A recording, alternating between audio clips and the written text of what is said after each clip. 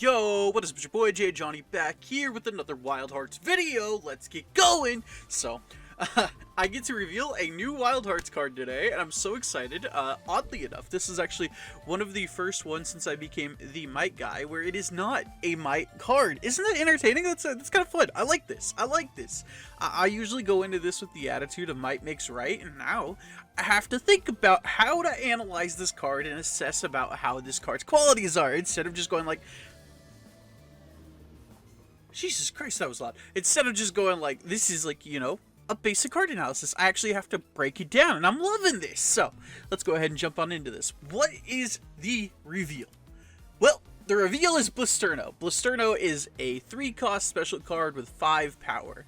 It has the ability to gain block on a debut, and it has an ongoing passive of giving -1 power to a creature in your opponent's side of the field for each card you played this round. This is a really good card. This is a really great card, but something that I'm always curious about is what kind of cards can synergize with cards like this. Like, you know, whenever I look at a card, I'm like, what cards can synergize with this, and is there, like, you know, multiple different ways that this card could be good, or is it just a one-track card? Well, cards that synergize with this. Now, I'm going to be talking about deck archetypes. I just kind of like said cards that synergize because we're going to be showing a couple example cards, but there are like our entire archetypes that we're going to be talking about for this, right? So, first up is Artifact Combo. Artifact Combo is a really cool little combo niche deck. I picked these 2 cards because these are the two cards that's probably going to be, like, you know, used the most with this. Is Lucky Hat to, you know, reduce the cost of cards like Foxtail, Necklace, or Whistle, because, you know, you can only use 2. You can only use 2 different, yeah, so you only use 2 different styles in a deck, and you are forced into using special, so Foxtail Necklace is gonna be in the deck regardless. But anyways, so I say artifact combos, they're called items, but like, I'm used to calling them artifacts. I don't know why, but I do. I am, so, but, so, basically, you're going to be able to use the effect of cards like Lucky Hat to reduce the cost of other cards like Whistle. Foxtail Necklace is going to ramp you up energy, and I mean, it's going to minimize the cost of cards that you're going to be playing, right? Artifact, item combo is kind of a deck that, like, you know, I've been tinkering with, I've been looking at it, and I've been thinking it's really fun, and I think that, you know, a deck like this is really fully utilize the fact that, the Blisterno comes with is just being able to play multiple cards in one turn, and even then, Lucky Hat also draws you a card, so you can attempt to draw into more 1-cost cards that can get you more advantage too. So really, I think it's a really cool concept. I think it's a really cool idea for a deck, and I think Blisterno is able to fully capitalize off of it by allowing you to get more power reduction or power increase based off, you know, a more power reduction based off that. Lucky Hat also will reduce the cost of Blisterno, making it easier to get it on the board, so there's that as well. So I'm just saying, I think this is a really cool deck that will allow you to play Blisterno early and also fully utilize its ability to reduce the cost of power of cards. Next up, we have Swarm. This is honestly the deck I'm liking a lot more than any other build is Swarm. I think Swarm is probably going to be the best because Ambush counts as 3 cards. You get -3 power reduction using Blisterno. So you play Foxtail Necklace turn 1, that brings you up to 3. You play another one, it brings you up to 4 for your turn 2. And then Ambush, you know, you can play Ambush, then you can play Blisterno, giving you a -4 power reduction turn 1 or turn 2. That's just, I mean, that's just insane, and that's not even counting if an ally is able to do anything with any of that. So I really like Swarm the most with the Blisterno, is because, like, you know, you can swarm the board really easily. You also have Ball's Whistle, which allows you to look at the top 5, but then you're gambling on whether or not you hit 2 allies, and the allies may not be able to fully utilize the effect of Blisterno.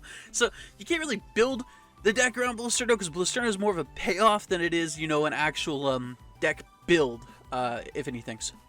So I like the idea of Blisterno, but like in Ball's Whistle, but I mean, I definitely like it more with Ambush than anything else. And I mean, because you can only choose one of the 2, because, you know, like, you know, Fury versus Tactics here.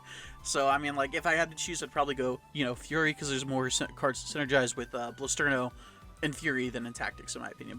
But then again, also, we have cards with block synergy, so brings me back to the whole Fury versus Tactics thing, right? Because I think this is probably the way to be playing, you know, Blisterno is with Fury or Tactics. I don't think Might is really the play. Tortu and Fury has the ability to where it gains block, and then it gets +1 for each other friendly creature with block, or each other friendly creature gets +1 if they have block. And it also has an ongoing to where it gains +2 power whenever a friendly creature loses block, which, you know, Blisterno has block, meaning it can get +1 off of Tortu, and then if it loses block, Tortu gets +2. So it just has like this really cool like workaround effect where Tortu can come down, give Blisterno power, and then also if it loses its block, then Tortu gets 2 power, meaning you'll have 2 guys with 6, bringing you a total of 12, which beats a Chrism by itself. I just think that's a really cool idea. I think that's really fun. But on the other end, right, you have Hydrophon, which is basically inversed Blisterno, where it gains +1 power whenever you play a card. And then, you know, aka, yeah, its KO ability exists too, but what we're looking at is the first effect. It's basically inversed Blisterno. So you can have Hydrophon and you can have Blisterno on the board. Hydrophon will be gaining power, then at the end phase, at the end before scoring, Blisterno will be giving minus power. So you're effectively gaining the same amount of power that you're reducing. I think it's just really cool synergy with it. And I mean, like, if you have other cards with the block, which you gotta have with Hydrophon, you could also play cards with Guardian. I mean, I love the synergy here with these cards. And again, you're having to choose really between Fury and Tactics here. I'm leaning more towards the Fury because I just think block is really strong, but I could definitely see why somebody might pick Tactics in this situation. Next up, we have card spam. I'm going to show Hydrophon again because Hydrophon, I just love Hydrophon. I'm not going to lie, Hydrophon's probably like one of my favorite creatures because it's so simple in what it does, but it's so powerful in doing it, right? But I'm also going to show Allusion because Allusion will allow you to use, like, you know, fully use the effects of other Tamer cards that you've used, right? So like, I think it just provides such a powerful utility, right? Like, you have the ability to play the Allusion, recycle a card, you grab back Alistair's Guide. Alistair's Guide's a Tamer, right? Oh my god, I'm talking stupid now. I am talking stupid. Now I need to look this up, because I didn't look this up before I said it, and now I'm gonna feel stupid if I'm wrong, and I don't like feeling stupid. I'm gonna look like I didn't do my research before this, right? Yeah, Alistair goes, yeah, okay, cool, I'm not dumb. But if I didn't look that up, it's gonna bother me for the rest of this video. So, Alistair's Guide allows you to, fully utilize the effect that comes with Allusion. So you can go Allusion, you can go Alistair's Guide, you can use Alistair's Guide to get, to get a card to your hand, and then you can use Allusion to move, you can play Allusion to grab back Alistair's Guide, use Alistair's Guide again. I mean, and that's 3 cards that you've played in that round for a total of 4, and it's also lets you stack your hand. I think that's a really powerful effect, right? So I'm feeling like, you know, card spam is definitely a way to go. And again, alongside Hydrophon, you're also enabling to, you know, you gain 3 power, reduce your opponent by 3 power, and then recycle Alistair's Guide. And that's just bare bones, right? Like, I'm not even, like, getting into the idea of other cards, like, you could work along with Allusion, right? I mean, you could do this with Lucky Hat. You could go Lucky Hat, Allusion, grab Lucky Hat, play a 1 cost for free.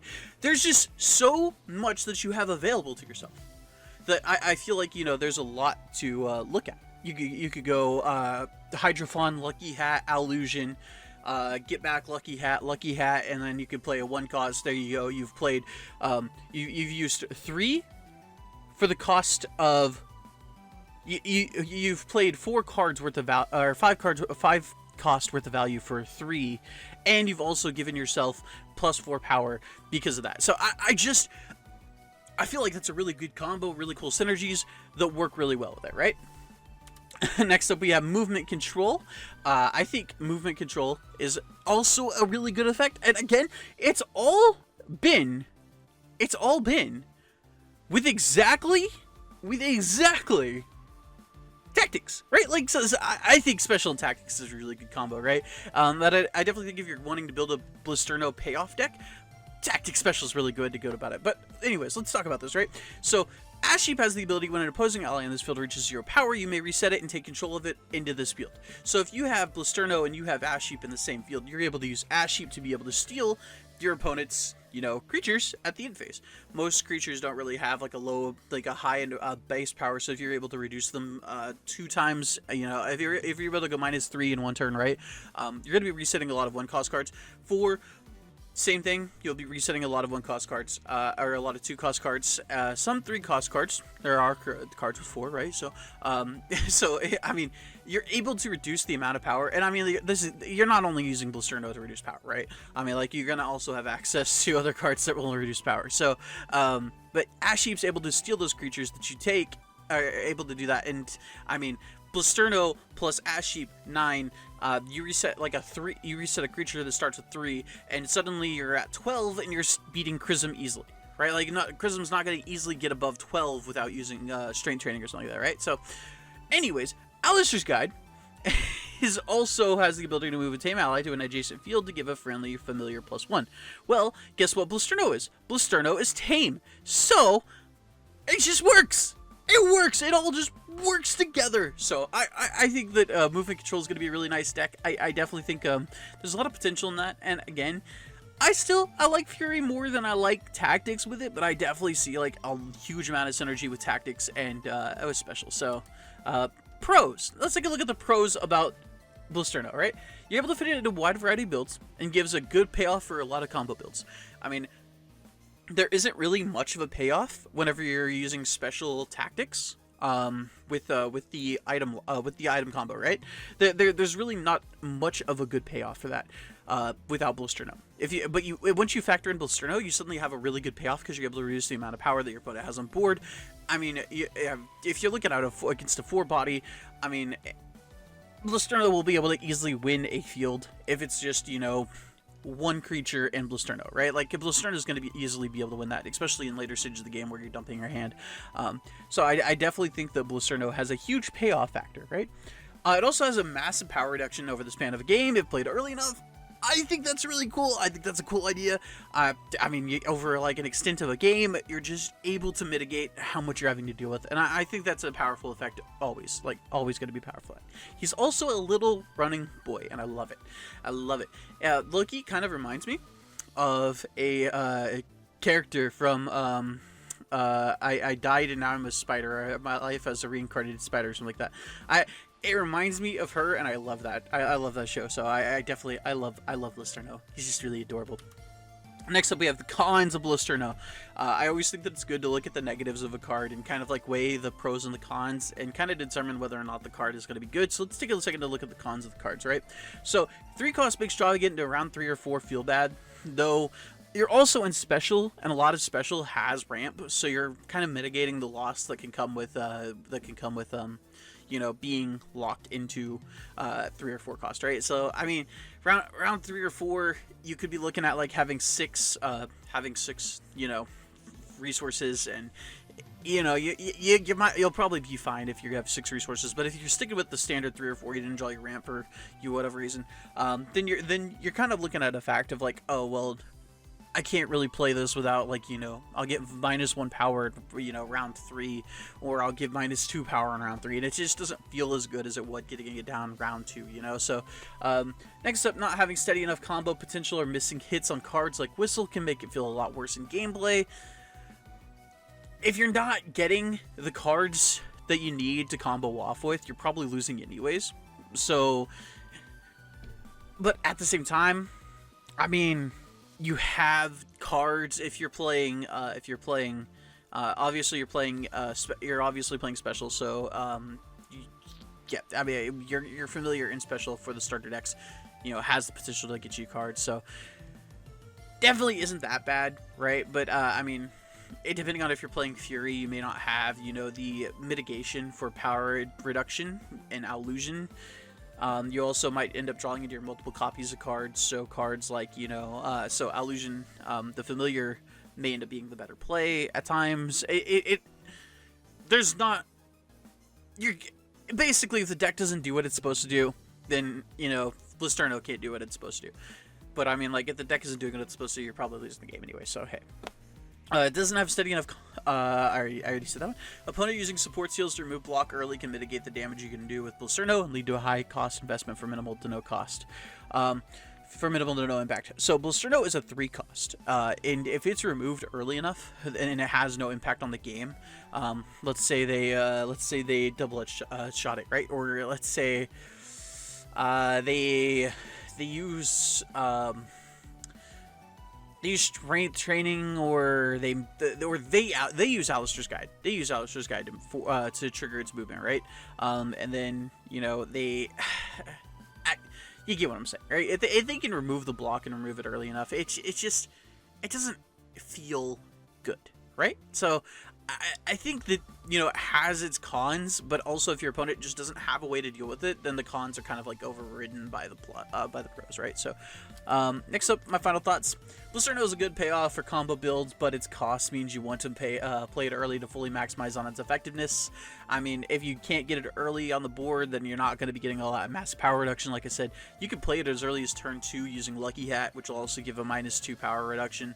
I mean, so yeah, which will allow you to remove a bonus from Infernander, or allow you to, reset anything that Strength Training might have given, or, I mean, so playing it early is definitely, you can play it as early as round 1. I said turn 2, but round 1 with using Lucky Hat. So I mean, you definitely want to get on the board as early as possible. So, if you end up not being able to play it, then drawing into it's gonna suck. But at the same time, if you're not, if you have other cards in your hand, you shouldn't feel bad about not playing it. It's definitely more of a payoff than it is a win con. So your deck should be balanced around the idea of not being able to get it on the board every game as early as possible. Next up, the power of Blisterno will be based on how well your opponent can adapt to it. If they struggle to remove it or maintain its location, you're in a prime spot to easily win. So your opponent can move this around to mitigate where its power reduction goes to. It can force it into a location with only Chrism, for example, which will, Chrism has blocks, so it can, not lose power. And if it does, then Chrism will go back to the bench, and then whenever it's redeployed, it'll have all of its power back. So I feel like I guess what I'm saying, if your opponent can maintain an easy enough way to move it or everything else based around where it is, then you're going to be in a much harder position than you would be any other way. But I mean, I guess it's also what a lot of other decks will do anyways. It will struggle with situations like that as it is. So, but as long as your opponent's able to easily maintain and adapt, then it definitely could feel like I really paid 3 for this. But if they're able, if they aren't able to maintain it, or they aren't able to move it easily, if they don't have ways to KO it early, then you're going to be in a wonderful position where this card is just extremely powerful. Now, you go ahead and tell me your thoughts on this card in the comment section down below. Again, this card has been revealed before, but this is the first time we're getting to see the art. So go ahead and tell me what you guys think about this card. Is there anything other synergies you guys can think of? If so, go ahead and tell me down in the comment section down below. I'm going to be releasing daily shorts going over different cards and analyzing them. I wanted to have it started yesterday, but there's been constant storms in Oklahoma, and it's been kind of hard to record anything whatsoever. So I'm getting this done while it's bright and sunny outside at a nice even 54 degrees. So but go ahead and subscribe to see more Wildhearts content, because like I said, there's going to be daily shorts. As long as they're gonna let me keep doing these reveals, I'll keep doing them. I love doing these. I was thinking about making a Wildhearts channel all dedicated to itself, but I've kind of opted away from that because there's too many channels for me to keep track of at this point. If I'm being honest. And if I can get this channel to grow, then I mean more people will see Wildhearts, so that's the goal. So thanks for watching this video, and I hope that you guys will stick around to see more Wildhearts content. Deuces.